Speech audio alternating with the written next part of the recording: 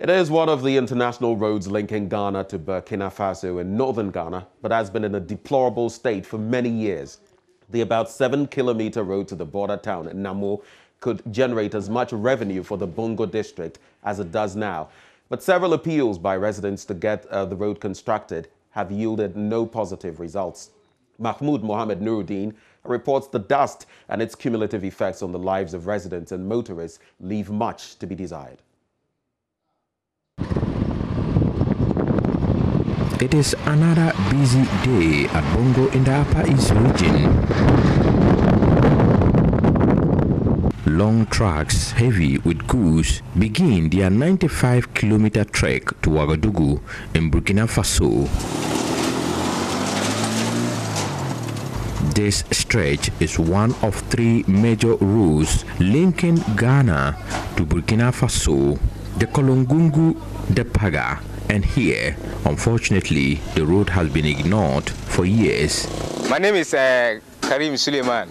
If you are going to Bongo or Burkina Faso, and it happened that you are following a car, the dust is normally you can't even ride. It's not easy. I'm Adongo Cletus Atule. I'm a native of Namon here from Bongo district. From 19 to Oboi, since they gave birth to me, I came and met the road like that. And until today. And then, to be honest with you, the road is not, when you go to towns or cities, it seems we are not part of Ghana. Because when even walking with barefooted motors, cars and whatever, sometimes you get sick, you fall into sick because of the dust. Even cars. Since 1988, the road has generated substantial revenue for the country. Joseph Atanga, who was the first revenue collector, gives accounts. Joseph Atanga, but popularly I'm known in Bongo district as Tony Atanga. And I have worked this road since 1988. I was the first revenue collector here. And this road gives Bongo District Assembly a lot of revenue. And I remember, if they can check, around 92, 94, we even had to, our internal generator fund gave us a lot of money, and we collected this how do you call it, the funds that comes from government, a common fund. We had the greatest common fund in the Bongo District here. So this road, it is the main road that can give Bongo District Assembly more revenue. And it is shorter to Ouagadougou, that is Burkina Faso capital. From here to Burkina Faso capital is about 100 miles. And when you are passing through Para, it will take more than 200 and something or 300. But here it's shorter. So the gravel that was put on this road, most parts are full. Most of the gravel is stony, and so it brings a lot of defects on the cars, on the motor that moves along the road. And as you move, if you go down, you will see a lot of potholes that are still there. And so we think that maybe a proper reshaping could have been done.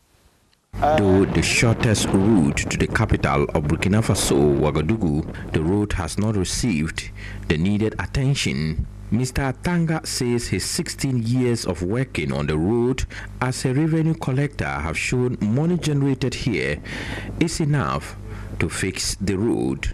When we started, we were not getting much because that time the prices were low. But as time went on, I think I could pay 3,000 to 4,000 a week, not a month. I said 3,000 to 4,000 a week. So multiply by 4. So we are pleading to the government that if they can come and then put a quota on the road and tie it very properly for us.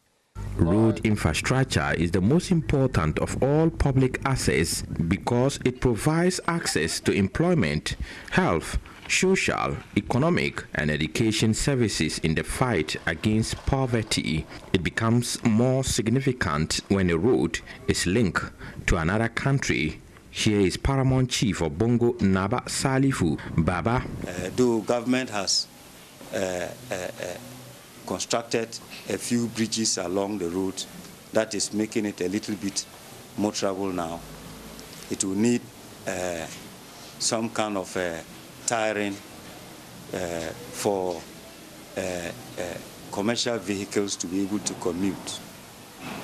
If government will have to consider it as a transit route. Good roads facilitate economic development, but poor road infrastructure is a constant source of frustration in this part of the country. A report by Mohamed Nuruddin.